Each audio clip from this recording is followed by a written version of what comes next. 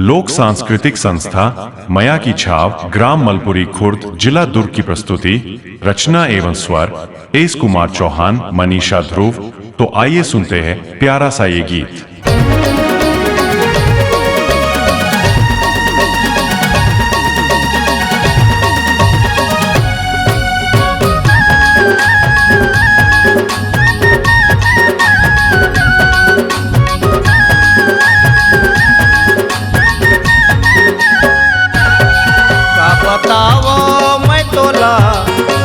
कर दिए तय मोला, का बताओ मैं तोला, भैया कर दिए तय मोला। आँखी में चेहरा दूर झूलती रही थे, आँखी में चेहरा दूर झूलती रही थे।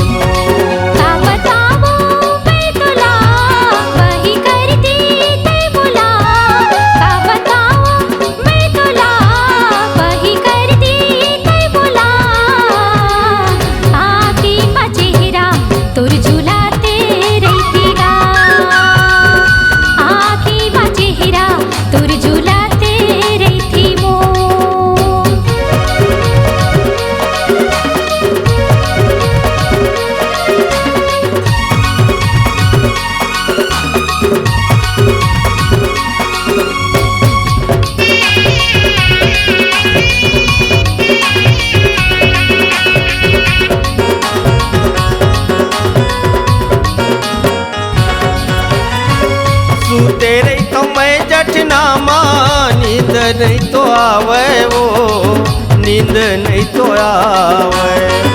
तोरी सतिए मोरी रानी, काहीं नहीं सुहावे वो, काहीं नहीं सुहावे।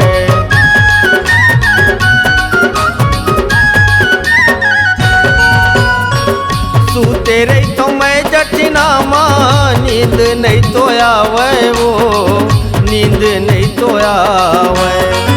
तोरे सतिए मोरी रानी, काहीं नहीं सुहावे वो, काहीं नहीं सुहावे। तरसा जनी तय मोला, मैं हाँ कहती हाँ तोला। तरसा जनी तय मोला, मैं हाँ कहती हाँ तोला। आँखी में चेहरा दूर झूलती रही थे, आँखी में चेहरा दूर झूलती रही थे मोर।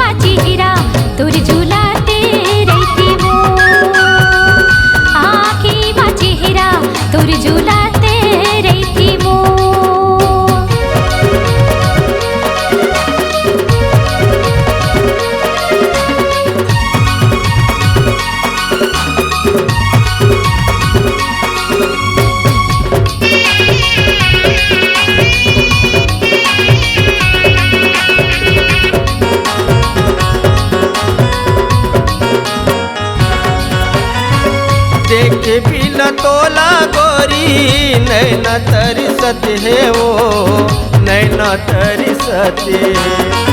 तोरी सूरता मारानी, आंसू बरसते है वो आंसू बरसते हैं।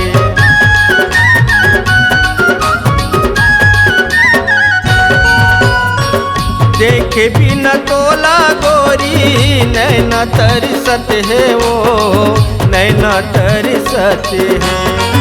तोरी सुरता महारानी आंसू बरसते है वो आंसू बरसते। काम करो तय बता आके माया बरसा, काम करो तय बता आके माया बरसा। आँखी में चेहरा तोर झुलती रही मोर, आँखी में चेहरा तोर झुलती रही मोर। का बतावो मैं तोला कही करती तै बोला, का बतावो मैं तोला पैहा कर दिए तय मोला। आँखी में चेहरा तोर झुलती रही मोर, आँखी मा चेहरा तोर झुलाते रहती मोर। आँखी में चेहरा तोर झुलती रही मोर, आँखी मा चेहरा तोर झुलाते रहती मोर। आँखी में चेहरा तोर झुलती रही मोर, आँखी मा चेहरा तोर झुलाते रहती मोर। हमारे YouTube चैनल स्वर पाटन गाना को सब्सक्राइब करें और बेल आइकन को प्रेस जरूर कर लेवे, जिससे हमारे आने वाले नए वीडियो का नोटिफिकेशन आप तक सबसे पहले पहुंच सके। मल्टी ट्रैक डिजिटल रिकॉर्डिंग के लिए स्वर Patan studio and music production, Kurmi भवन के पास, खर्रा पाटन जिला, दुर्ग, छत्तीसगढ़।